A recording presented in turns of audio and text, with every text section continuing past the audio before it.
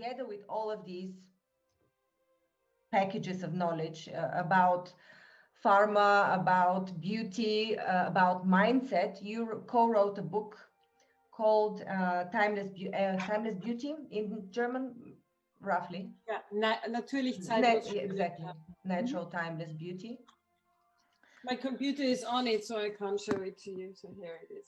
Yeah, it's a very beautiful one.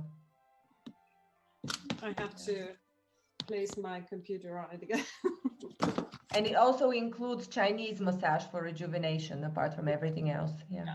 Well, you know, it's about, just to say something about the book, it's in German language, it's not translated, so it's only for the ones who speak German, and it's about the holistic aspects of beauty, which is more or less the same as holistic health. So just to sum that up.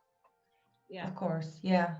And so what I really do is I support people in developing their full potential and inner and outer beauty.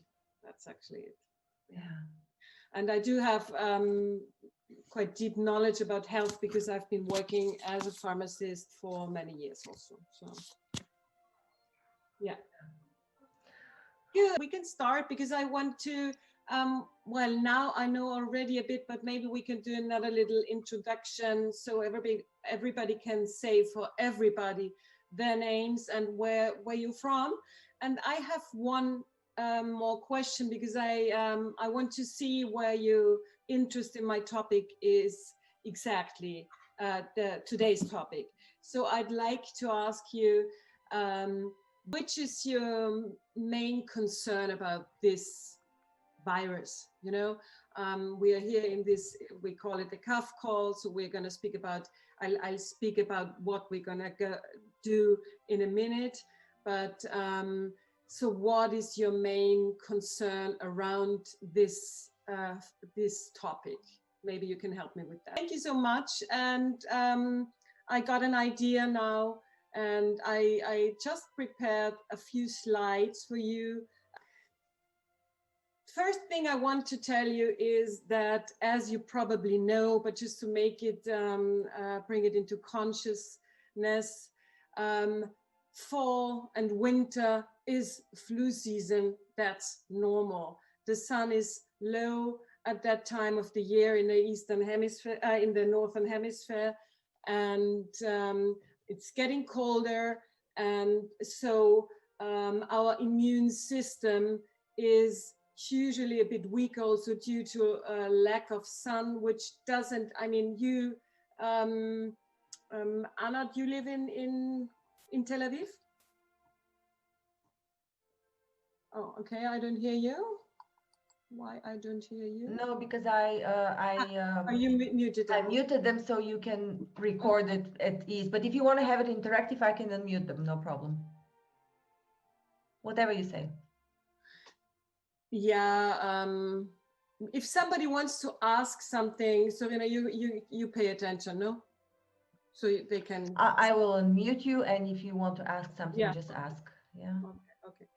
So it's usually if you don't live in Tel Aviv or some southern place, you usually also do have very little sun from fall on until April. So this is also something that is strongly connected with our immune system. So it's normal that in fall, winter times, we are more prone to catch something, some virus, some germ, some bacteria.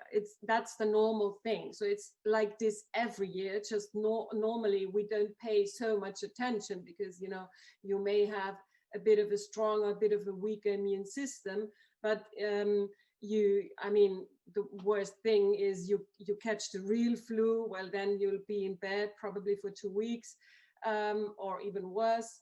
But it's nothing that so far has really, you know, didn't how to say give us sleepless nights.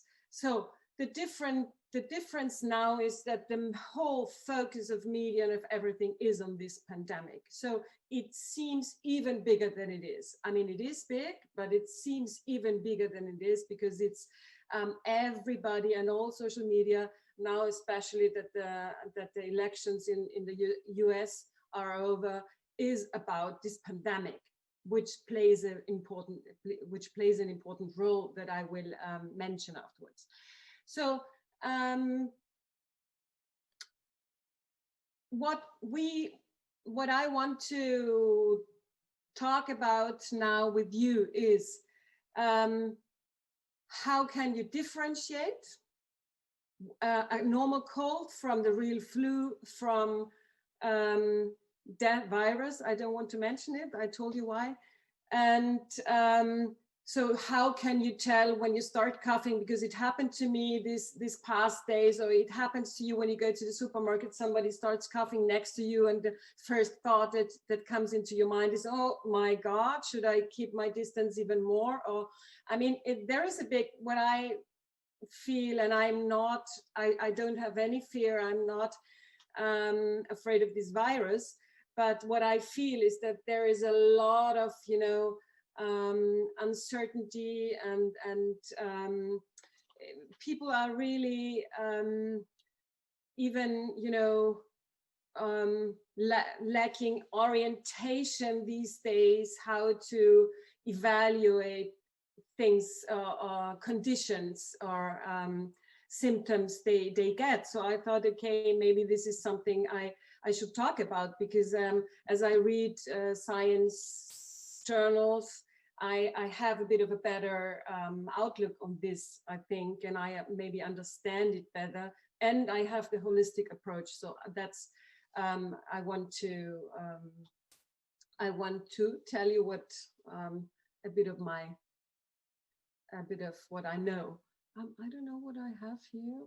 Can I move this? Do you see this in the middle of my screen? No. I don't hear you, Serena. Yeah, we see your slide. But you don't, okay, you don't see this, what I have here, sorry. We see it's flu season, the Okay. next slide. Yeah. Okay, so the second thing I want to talk about is, what are your plant-based options for treatment of virus infections, and your holistic options to strengthen your immune system. So this is what we're going to go through now. So third thing, I don't know how good your knowledge about health is. Just very, you know, basic information. There is bacterial infections, and there are virus infections, okay? And it's the bacterial infections that are treated with antibiotics, if it's a bad one, you know? And antibiotics, because I know from my time in the pharmacy that health knowledge is not very common, let's put it that way. So many people think antibiotics are against anything, everything. You know, you can take it for any kind of flu and any kind of infection. That's not true, because most of the flu infections are viral. So usually antibiotics don't work. When you catch a bad cold now and you go to your doctor, unfortunately, many doctors prescribe much too often. That's why we have problems with, how do you call this, resistance, antibiotics resistance. And because it's prescribed much too often, because most of those cold and flu infections are actually viral. And a virus infection you cannot treat with an antibiotic. And actually there are very few medications. That's the big problem now with the SARS, with the COVID virus. There is no treatment for virus infections. Oh, very little, you know, actually nothing really working. Except for symptomatic treatments. So you can take something against the pain, for widening your alveoles in your lungs, or whatever you other symptoms. but there is no real treatment against the virus itself. Except for, and that's quite interesting, there are herbs and herbal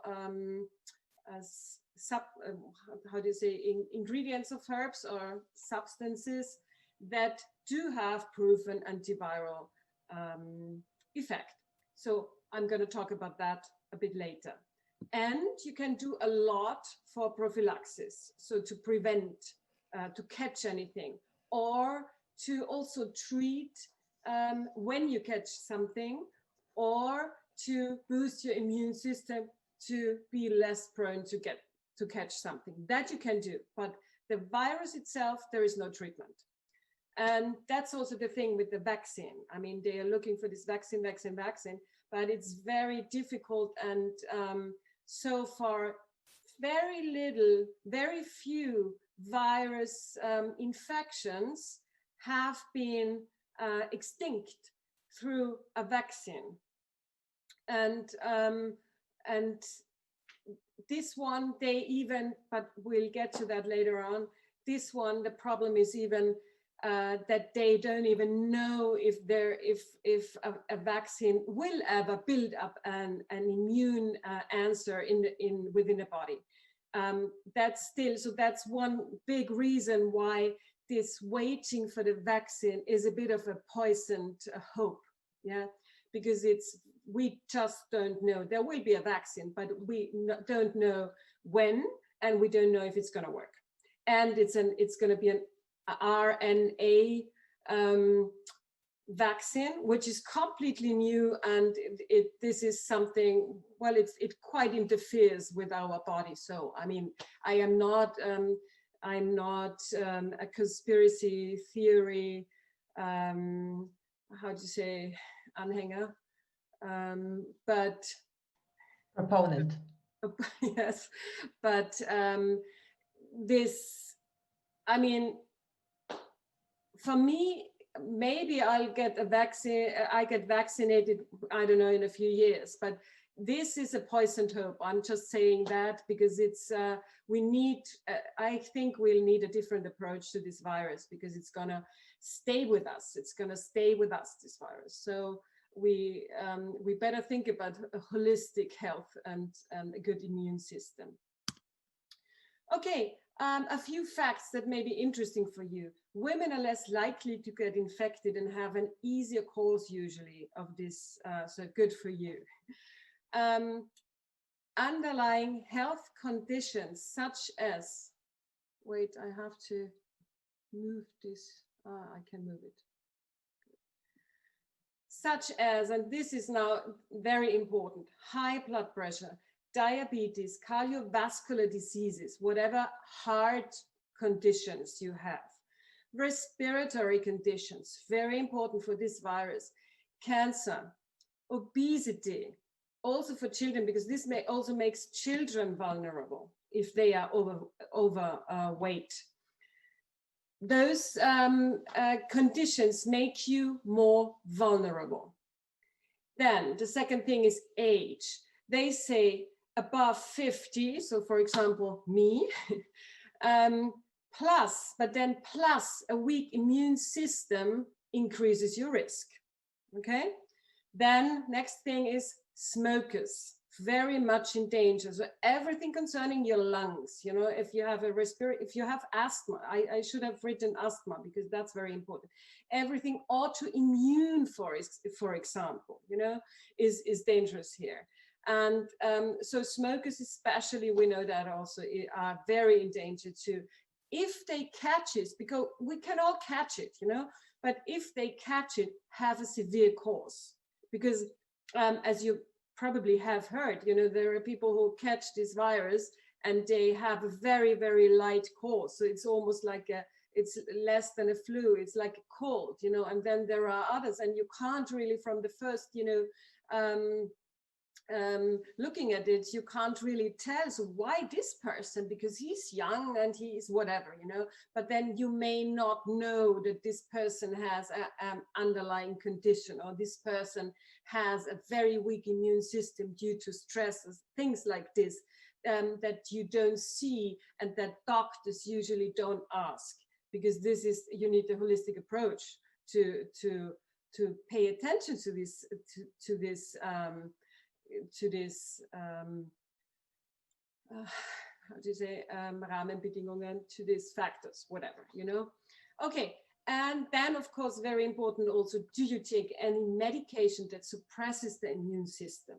You know, there is medication, for example, you get it when you have a transplantation of an organ transplant, or that need to suppress the immune system, otherwise the transplanted organ would not stay with you.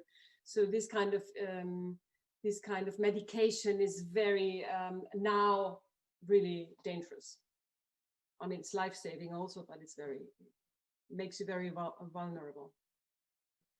And by the way, I mean, there is they found that there is that for example, African Americans, and also what was the other one?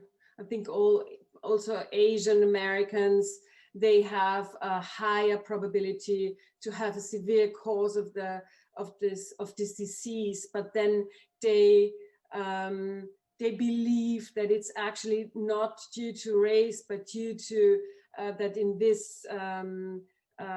this population, usually they have worse health conditions. I actually heard something else. I heard that in Africa it's the other way around, that Africans actually don't catch it that often. Maybe I have the wrong information, but that's I don't think so. I think it's the other way around. Yeah. Okay, could be. I haven't read it. I was just told. Yeah, that, no, so. I think it's the other way around. But I think they now, at least when they studied it in the US and in the UK, and they thought it was rather the background, like social background and health, general health condition and poverty. It's also, yeah, the poorer you are, the worse it gets when you catch it. And because this social group is more in danger, simply. Yeah, maybe in the US, I don't mean to argue, but I remember now the reasoning behind the smaller numbers of infections in Africa was that they're used to lots of viruses. Their immune system is used to battling lots of viruses. That's possible. Yeah. But these were Africans living in Africa. Yeah. So where is it? So the question is, when you catch something, when you catch a cold now, which is very, very easily can catch a cold now, because there are also so many factors that stress at the moment. There is so much out there that stresses people, and stress is one of the main risk factors to crush your immune system. So, okay. So when you catch something, you start with having a sore throat or a cough or a running nose or whatever it is. The question is, when should you get tested? Because now, I don't know about the ones of you that don't live in Austria here, but I think it's worldwide. There is a lot of testing going on for no real purpose. So people go because they, I don't know, they are tested at the border, they are tested in school, they are tested at a party, they are tested all the time, you know. And this also is a problem because it occupies how to say, the health system, you know. It does something that we don't want, that doctors are busy with testing healthy people, in fact, instead of having the resources ready for the ones who really need it. So this is one reason why it's not a good idea to get tested. And actually, just now the recommendations of the health systems change in that concern, and they say you don't have to get tested if you're not sick. So what I'm telling you now, these 3 steps when to get tested, is actually what here in Austria, what health authorities, they say actually this is what you should do. Okay, so there is another reason why it's not such a good idea to go to a hospital or doctor's office too quickly, because actually this is the place where the risk of an infection is really high. And that was, for example, one of the problems in North Italy. People went to the hospital, they go to the hospital very quickly instead of going to the doctor's office, to the practitioner. And that's where it spread actually very badly. In the hospital it spread, and for some other reasons it spread so heavily there. So yeah, so if you catch something, what do you do? The first thing we're gonna I'm gonna show you is the symptom check. So you can evaluate for yourself, is there probability it could be this virus, or is it something else? The second thing is the risk factor check. So am I at risk? I have prepared a few questions for you. And then the third question you have to ask yourself is, did you knowingly or not knowingly, but did you knowingly have contact with a person who was recently tested positive? This is still important to know. Or have you been at a party where it could have happened or something? You know, have you been in a crowd where it could have happened, at a demonstration or whatever, you know? Okay, so the symptom check. Wait, I have to move you. Okay, so yeah, you have the COVID virus, the SARS-CoV-2 virus, then we have the flu, the influenza virus, and then we have the cold, the normal cold. It's usually also viruses, you know. It's normally rhinovirus, they are called. You know, it's a whole group like this SARS virus. There is not only one. The coronaviruses, there is not only one. There are many. This is the one. SARS-CoV-2 is the one that is now threatening us. And okay. So let's look at the symptoms. There is a big, well, actually the thing is, we have the biggest, we have to tell, especially the flu from COVID. That's the most important thing to differentiate. And the main difference is because it's not easy to tell one from the other. It's really not easy to tell one from the other. But the main differences are that if you catch the real influenza, the flu, your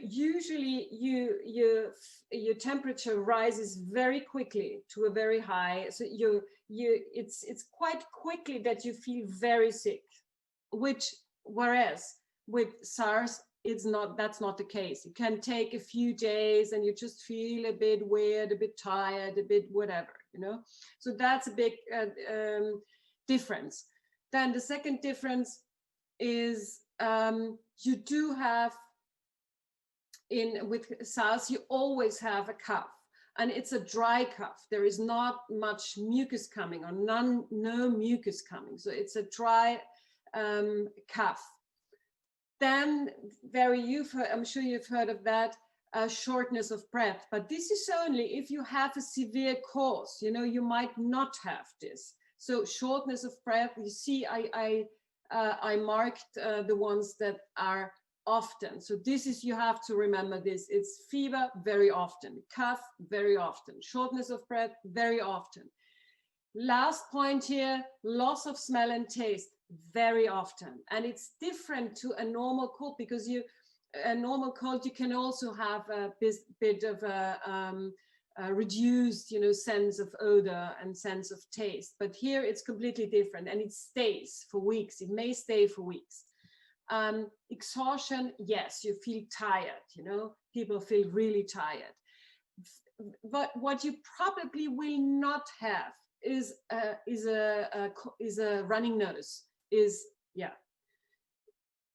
or even you know, nothing in the nose. Very unlikely.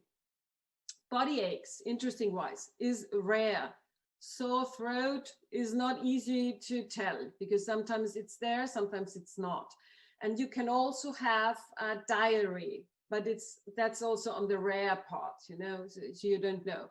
So remember the cough, the loss, the shortness of breath, the loss of smell and taste, and the fever. So the flu, what is typical? Typical is that it doesn't have to be high temperature, but very often it is. Whereas it's with SARS, it's usually not so high, the fever. It's a temperature, it might be 37.8 or something in degrees, you know, but it's not necessarily 40 degrees. Whereas with flu, it could be very high fever. Often we have headache, and very typical is also body aches. With the real flu, with the real influenza, you have body aches. That means the muscles and your bones, they hurt. Cough, it could be similar to the cough you have when you have the SARS virus. The rest you can see. You can, if you want, you can take a screenshot of this. I don't mind. And then, so the normal rhinovirus cold, you have is fever. You can have a fever, but it's rare. Cough, probably yes, but with mucus. You know, this is when there is a lot coming up, you know, from your lungs. A shortness of breath, you don't have. A sneezing, yes, you do have. Running nose, yes, you do have. Headache, maybe. You don't feel good. Of course, you don't feel good because you're sick. You see, so the rest is rare. So the typical cold thing is the running nose and mucus, a lot of mucus. So here and here and from the lungs. Do you have any questions? May I just add something to that? Yeah. I spoke today to my mom, she has a friend of hers that was diagnosed with COVID, and the symptoms were changing. So one day she exhibited some of these symptoms that you listed here, and another day others. So one day, for example, she had a loss of smell and taste. Another day she had fever. Another day she had sore throat. So it was changing constantly. It was not a, you know, she didn't keep all the symptoms all the time. Yeah, interesting. Thank you. Yeah. That's what makes it so difficult also to tell if you have it or not. But if you go through these three, first you evaluate a bit, and then if you go through the 3 steps, you can evaluate. You know, you have a hint if you could be it or not. You know, without. But yeah, that's why it's so difficult to tell. Okay, so once you have checked on your symptoms, you check on your risk factors. So the first question is, how old are you? Then, do you have any underlying health conditions? The ones that I mentioned before. Do you have any chronic disease, including something like allergies? Do you have any of that? Do you take medication regularly? Did you have surgery or disease recently? Why that? Because then your immune system may still be weakened. So that's why it's important. Weight, are you overweight? I don't see you. I don't think you are. Do you smoke? Okay, so these are the risk factors that you have to ask yourself. Once you have the symptoms, you say, okay, I don't taste anything, that could be it. So let's go through this checklist. And then the third one, do I know anybody who I saw that was tested positive?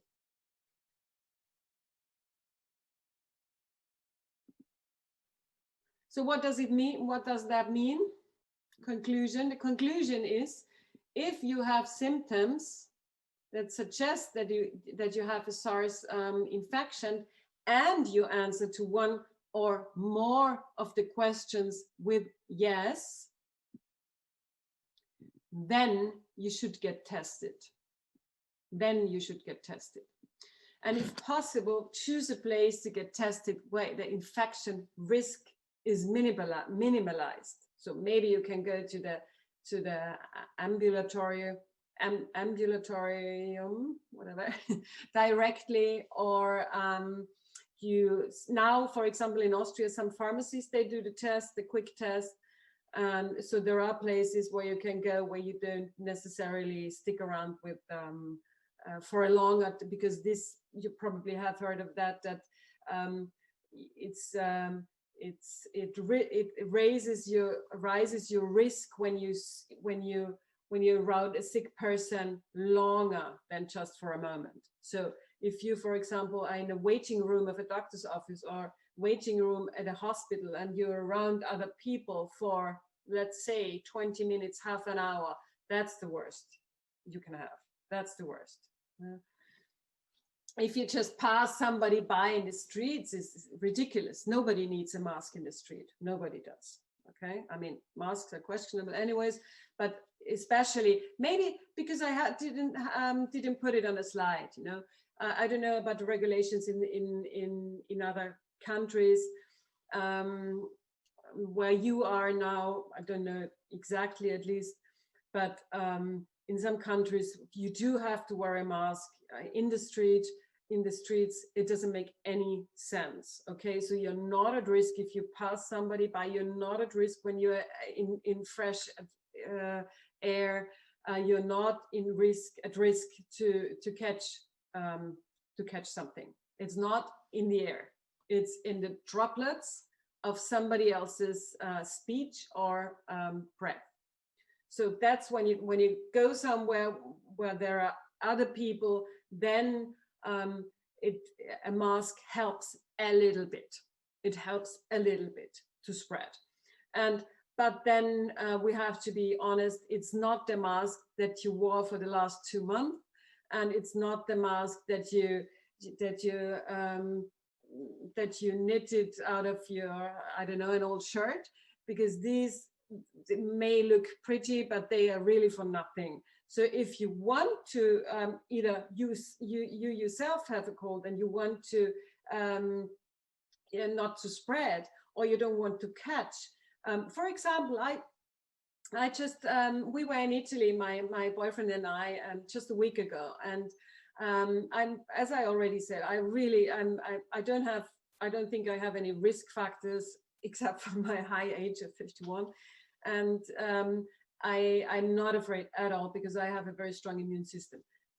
And I have a lot of knowledge which helps. I'll get back to that later. But I thought, okay, for the flight and for the airport, which was unnecessary because it's empty anyway, so you can't get an infection. But I thought, okay, for that, I'll buy the proper mask. I'll buy the FFP2 mask. So because this at least is, you know, it filters. So if you go to a place where where there's a higher risk to catch something, wear a proper mask. And even more important than that, I don't have to tell you that. That's why also I didn't put it on any slide.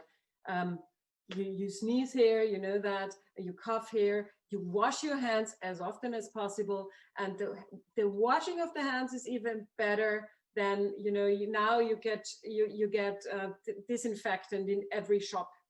I think probably all over the world, I don't know. But for sure here in Austria and also in Italy and also in Spain. And these were the countries where I've been recently. But the thing is that not every disinfectant is really good. So if you want effective disinfectant, buy it in a go buy it in the pharmacy. Buy a good one and have it carried with you. Because not always do you have can you wash your hands if you travel, for example. It's not so easy to wash your hands every half an hour. So to make sure, I carry a disinfectant. If I go with public transport, I carry a disinfectant, so I can, when I get off the bus, I can disinfect my hands, just to make sure, you know. Okay, do you have any questions so far?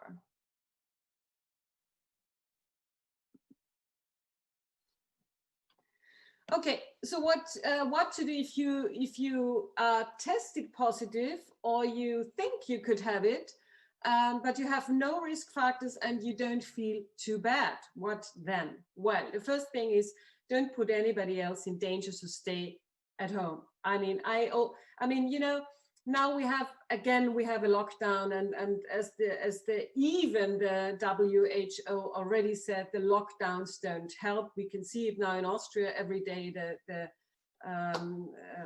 infection numbers are on the rise, even though we are having a lockdown now. It doesn't help, but okay. But what one of the reasons is, for example, that people travel when they already know that they're sick. So that's not what you do. You don't put other people at risk. So when you have the suspicion you could have it, or you know it, please stay in bed, get a rest, get a sleep. We heard before from Nida that she has a bad insomnia, which is a little bit dangerous for catching any virus, because it's the immune system works best during sleep. This is when we rejuvenate, and this is when our immune system works best. So that's also why a good night's sleep is very important, especially now, especially in times like that. Yeah, then drink herbal tea, drink green tea or immune tea. There are different plants also, like this is the one that I didn't look up what it's called in English. But green tea is fine also. Every herbal tea is actually fine. Make sure to open the window often enough, ventilate the room, because they say that the droplets, the aerosol, with the virus stays in the air quite long. So that's the reason why you should open the window and every other hour and get some fresh air. Yeah, careful with caretakers, and so if you're sick and you have a caretaker or vice versa, wear a proper mask. Wear a FFP2 mask and not just some fabric. And as I said, disinfect your hands regularly, cough into armpit or tissue that you change often, wash your hands, have a hand disinfectant close to your bed, avoid contact. Only, that's maybe interesting. They say 3 days, you have to have no symptoms for 3 days before you go out of the house again. And this must be a minimum of 10 days after you were diagnosed positive or after your first symptoms started. So before that, you're probably infectious. So now about the herbal medicine with antiviral effect. Proven, proven, because there are, for example, in China, I read that now that there is a lot going on in science now with testing herbs, plants for antiviral effect, because we don't really have medication, as I told you before. So that's very interesting that there in fact are herbs with proven and with good results of studies and research in antiviral effect. So to start with, it's a South African geranium. I don't know how to pronounce exactly. Maybe you know it under the name umkaloba. I don't know which name you in your countries, how it's called there. Here it's called pelargonium. Pelargonium is actually the Latin term. In German, it's called Pelargonia, and the African name is Umcaluabo. And this you can get in form of drops. Here in Austria, it's the Caloba drops, for example. I just took it before, that's why it's here next to me. So this has antiviral effect. Then the rock rose. That's I have to say that I didn't know this plant name, these plants, or this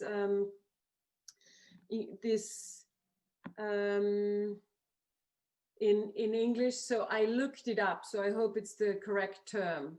Zistrose, it's called in German, and this one you can get in also in pharmacies. And I'd always say, I recommend you get it in a pharmacy and not online. The reason is that only in the pharmacy, at least here in the German-speaking countries and in the Middle Europe, it's the dosage that makes it effective or not. And usually what you get in Austria, for example, what you get in the drugstore doesn't help because the dosage is not high enough. So if you want to get the proper product, a good product, the best product, go to a pharmacy and ask for it.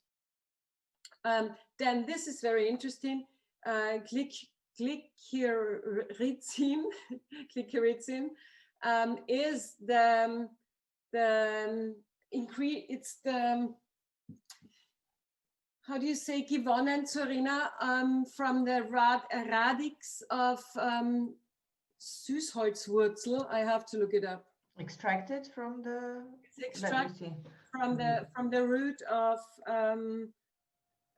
sweet wood. I don't know what this is. Yeah. I don't know. Wait a second. I'm sorry. I didn't look it up before. But it's maybe interesting for you.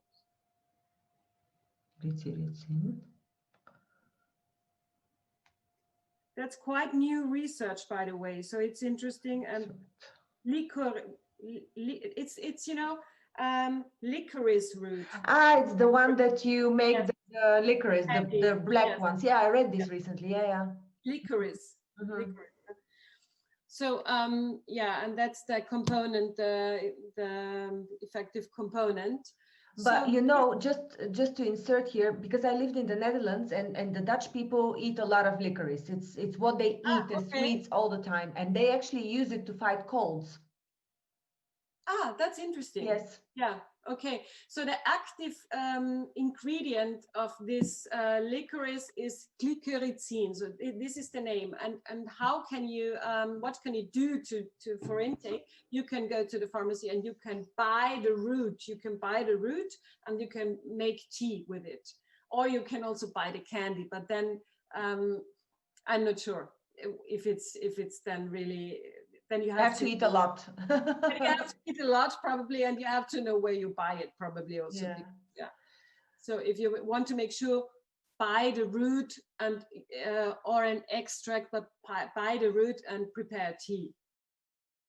So then here we have another active ingredient. It's one of the ingredients of essential eucalyptus oil, and it's called 1,8-cineol, and this also has proven antiviral effect.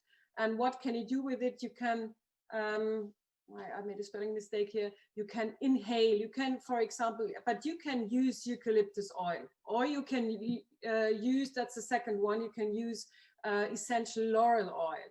And you can put, well, you have to be very careful with essential oils because they're very, they can be quite aggressive. So you use 1 or 2 drops, put it in the water, put it into the water with hot water, not too hot, and then you can put, if you just you can inhale with a pot with hot water. You put not burning hot water because otherwise the essential oils don't last in the water. They are gas They become gas then. So, and then you put a towel or something over your head and you inhale. So be careful with that. Or I just looked that up. You can use the essential laurel oil. You can also use, but it's not so supposed to be. It's not supposed to be a cold, kalt gepresst, a cold pressed oil. It needs to be an essential oil. And if it's an essential oil, you can use 1 or 2 drops, and also use it with honey and put it into lukewarm tea. The tea for these kinds of things always has to be lukewarm. And the reason is because many, for example, also vitamins, they don't, how do you say, chemically dissolve, or they are not effective in the heat. So they change their chemical form in the heat. So that's why you better, for example, if you put lemon into a tea, like in a picture, or into a ginger tea or whatever, it shouldn't be hot, because otherwise the vitamin C is not effective anymore. So yeah, but it's actually the same for honey and for all kinds of herbal teas. I know that they have to be dipped at a temperature below 70 degrees, so never with boiling water. Yeah. So you have to let it cool down to 70. Yeah. And for example, when I prepare ginger tea for myself in the morning, I always wait until it's whatever 70 degrees, then I add the lemon and the honey. Yeah. So wonderful honey. This is really such a miracle. It's full of good stuff, and honey really, if you just put a spoon of honey in your tea now and then, you already get a lot of active ingredients in here. And not only antiviral, also antibacterial, which is important, because sometimes, maybe I didn't tell you before, but sometimes you get a viral infection and then you get a supra infection. On top of it, you get a bacterial infection. So that's also why it's possible to have a SARS virus with the typical loss of taste and smell, and you have in fact a running nose, but that's not this virus. That's unfortunately made, for example, a bacteria that you caught on top of it. So that makes it a bit confusing. So yeah, and then also ginger, as you probably know, has also a lot of positive effects and a lot of ingredients that have actual antiviral effect. So let's see. Next one. So that were the ones that really have antiviral, bacterial effects, and now we get to the ones that are useful for prophylaxis and to boost your immune system. Some of them are the same, okay, but there is a few differences also. So here we go with sorrel. You all know what it is? I don't. Auf Deutsch, Serena, in Deutsch it's Sauerampfer. Sauerampfer. It's a grass. Still no clue. Let me check this, what it looks like.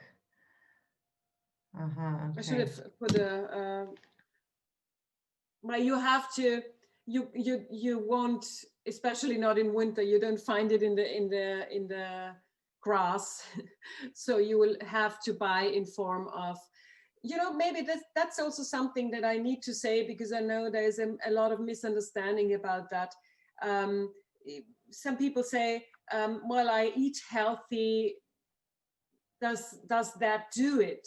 Well, if you eat healthy, go on eating healthy. That's the foundation. That's perfect. That's great. Don't change it. But some things, through nutrition, through our diet, we just don't get everything. We don't get all the vitamins. We don't get all the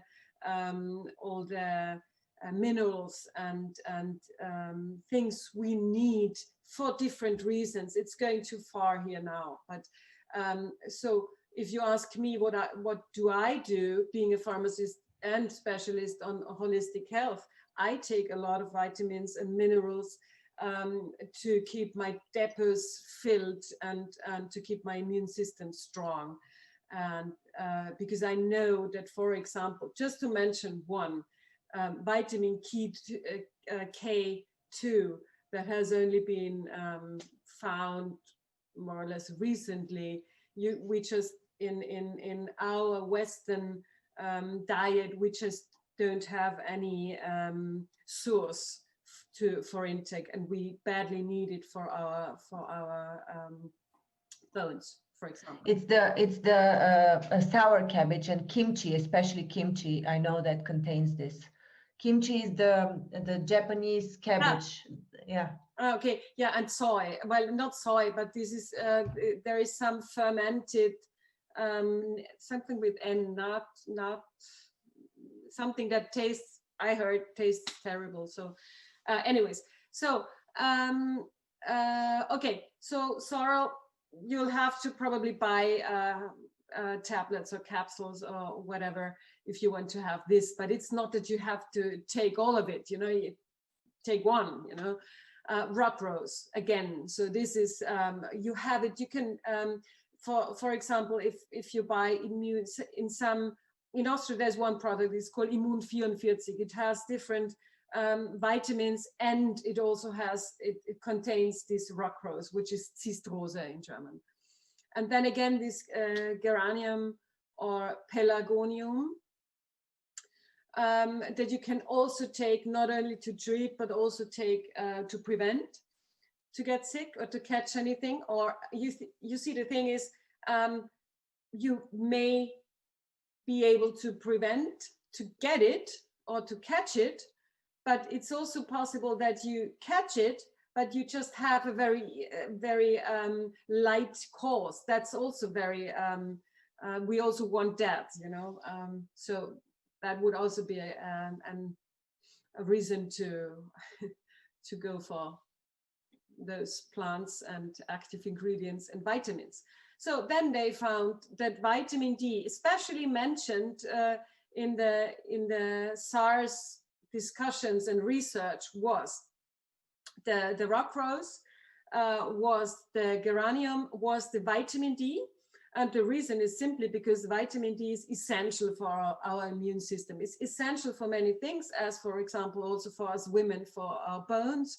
It's essential for the skin, it's essential for many things, but it's also essential for the immune system. And as in the Northern Hemisphere, we don't have enough sun exposure, we need to supplement vitamin D. That's for sure. And then also the B vitamins play a very important role in the immune system. Vitamin C does, as you probably have heard. And with zinc, you can take zinc as well for prophylaxis, as also to boost your immune system.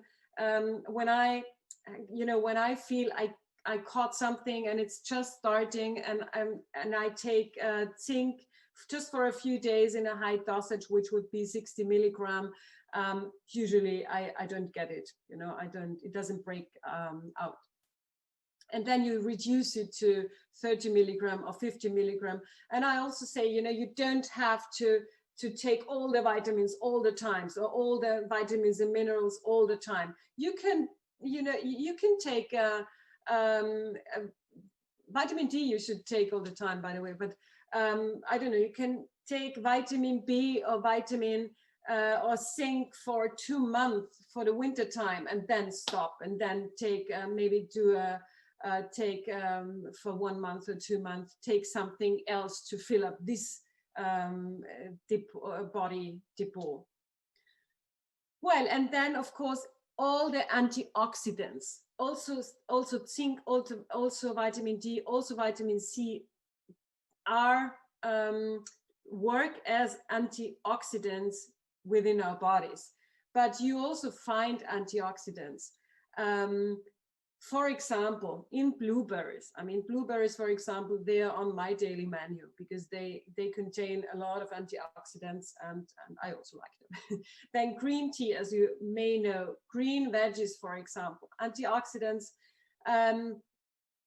help your immune system. Again, I simplify it here, and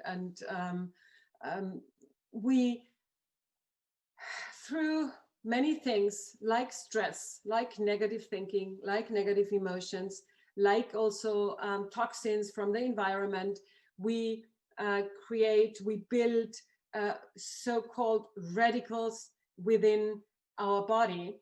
And these radicals harm our cells, and they make us sick over time. And to prevent that, we take antioxidants, because these antioxidants react with the free radicals, and then they are ausgeführt aus dem Körper. Then the body gets rid of it. You know, it's like this how it works. Any questions? Okay. So the thing is, as I already mentioned, that if you listen to the scientists, what they say more and more, it's getting louder and louder. They say, we gotta live with this virus. You know, we're gonna live with this virus. We'll have to live with this virus, because it's not gonna be eradicated anytime soon.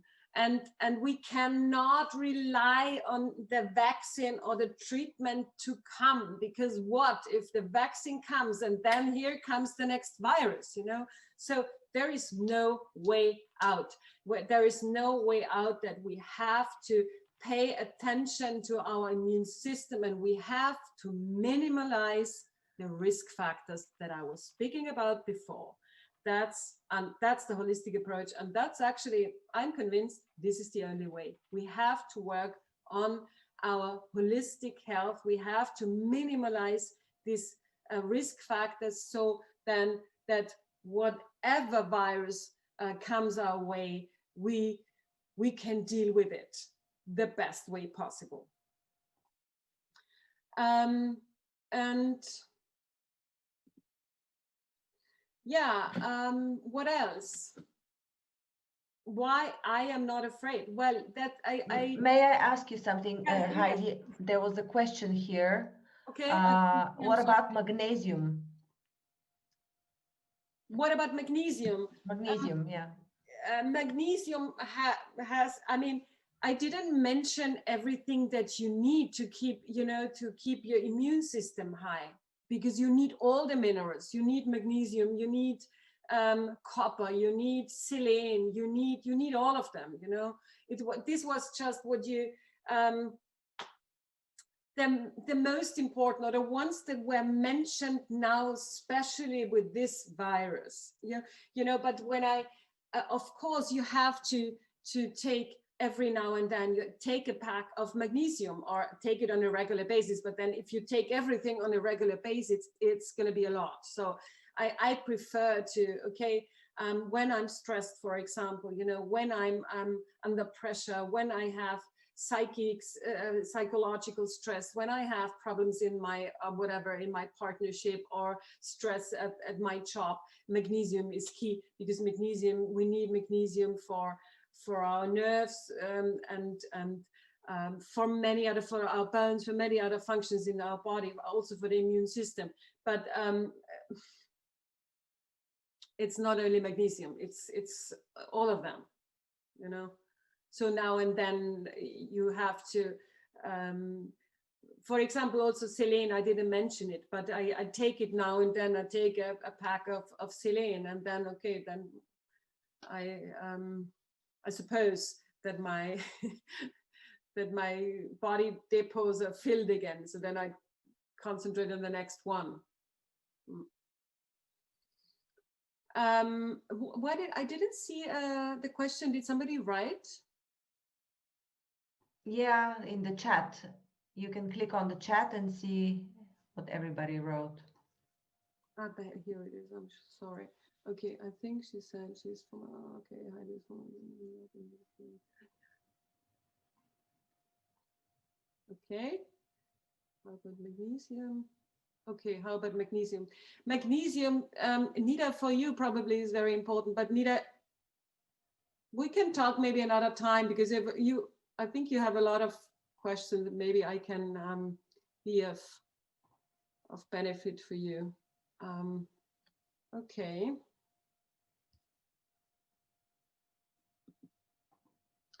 Okay.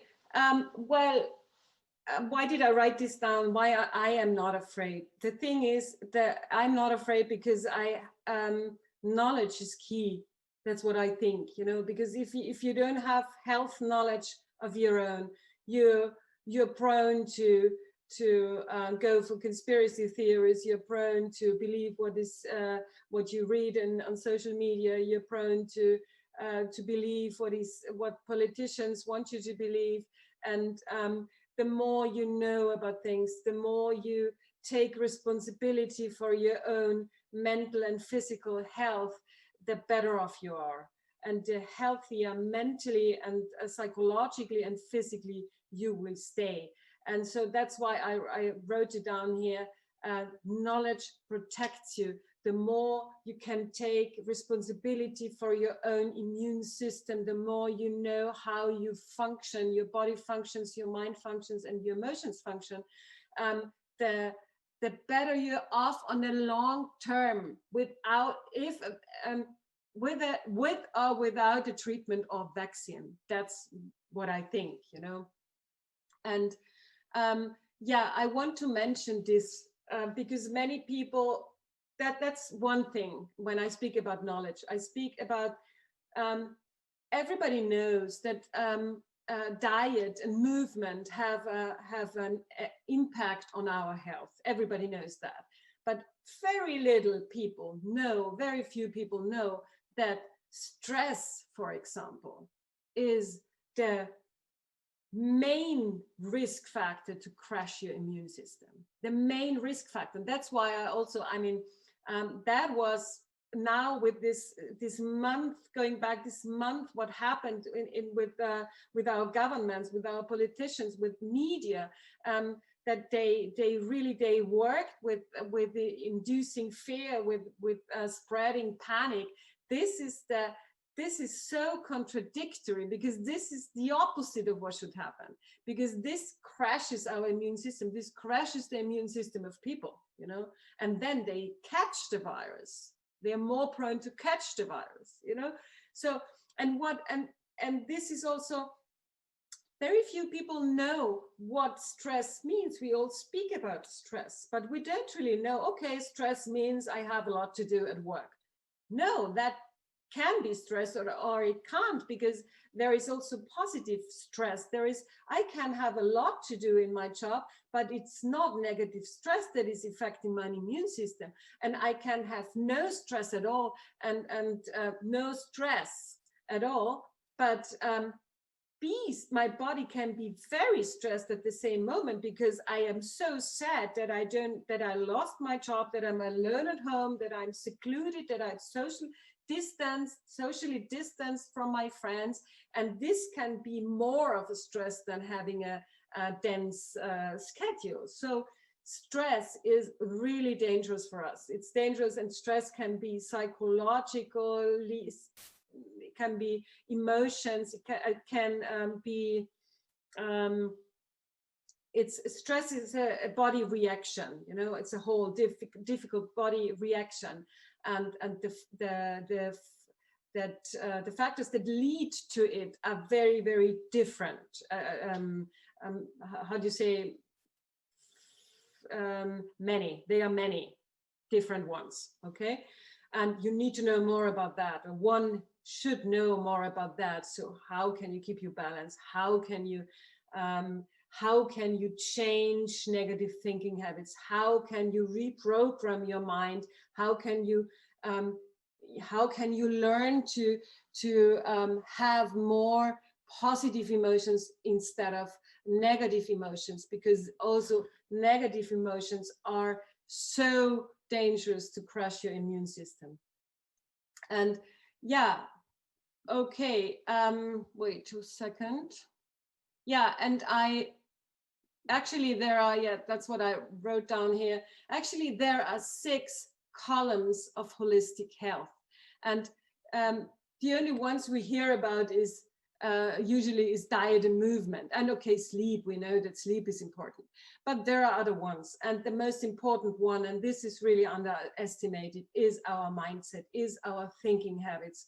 And the second biggest one, which is undividable from the mindset, is the heart set, or the emotions, you know, the emotions. And without that, we can have the best diet, and we can have the best vaccine, and we can have the best, I don't know what, herbal ingredients. Without the right mindset and the right emotion set, or a right heart set, we still will get sick. You know, this is what people, well, it's come more to I'd say more people now know about that, but the classic, how do you say, medicine, the classic Eastern, like Western medicine, the classic Western medicine doesn't pay any attention to these factors that influence our health so much, and our immune system so much. And that's actually the reason why I want to tell you about, because maybe one of you wants to know more about this. I do have this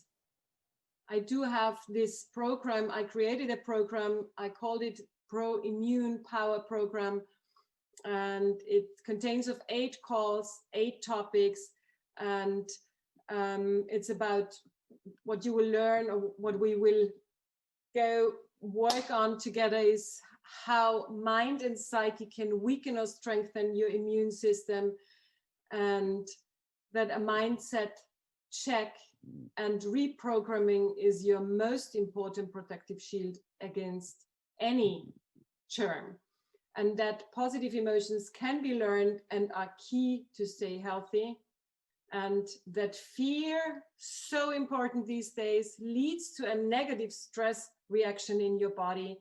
And we will also talk about how this weakens your immune system. And I created, or there are methods and tips in the program to implement lasting improvement. So this is really, it's 8 video calls like this one, 8 webinars like this one, and we're really working on the on these 2 very, very important parameters that influence the strength of your immune system: the mindset and the heart set, the emotions, how to reprogram. And I'll go more into detail on many things that I mentioned today.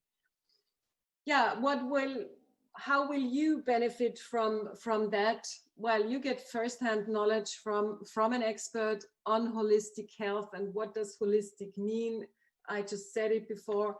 Holistic means we do have a physical body, but we also have an emotional body, and we have a spiritual, we have a soul, and a psychology, so to say.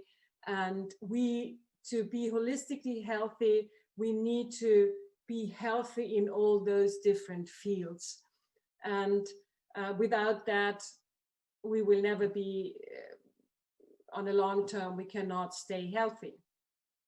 And yeah, you will hear things that you don't hear and read on mainstream media. And I collected my knowledge through, I did study pharmacy at university, and I'm a trainer and coach, and I've written 2 books, and I've just, all my knowledge that I had the chance to gather throughout my life is around health and also the neural part of it. And yeah, I think that I can contribute a lot to, if somebody wants to know more about long-term health, from inside out, and yeah, staying strong. and taking responsibility for your own health instead of waiting for some miracle vaccine or miracle. I told you I'm not part of any conspiracy theory. I don't say that everybody all the pharma industry is bad and I can't say that also because my boyfriend is head of one, but or all vaccines are bad. I don't believe so, but that's my opinion. I don't want to be depending on something like that. I don't want to give up responsibility for my health to an authority, to a government, to a politician, or to whoever. I just don't want that. I want to, as much as I can, take control over my health and my well-being and my inner balance. And that's what I can also help you do. And yeah, well, you will get self-empowering tools and methods from me. And this is the last slide, I believe. I do have a special offer for you. The normal price for this 8 calls PIPP program is 399 euros. And Sorina and I have a special, she created a special coupon code, PIPP25. And if you decide you want to do my course, then you'll get it, you'll get it for 300. And yeah, just register on healnlearn.com. And well, I'd love to work with you. It's going to be very interactive. I'm flexible because we're going to be a small group, so I'm flexible with the dates. But these are the dates that I'm set for this program now, starting next week on the 10th. But we can also change those.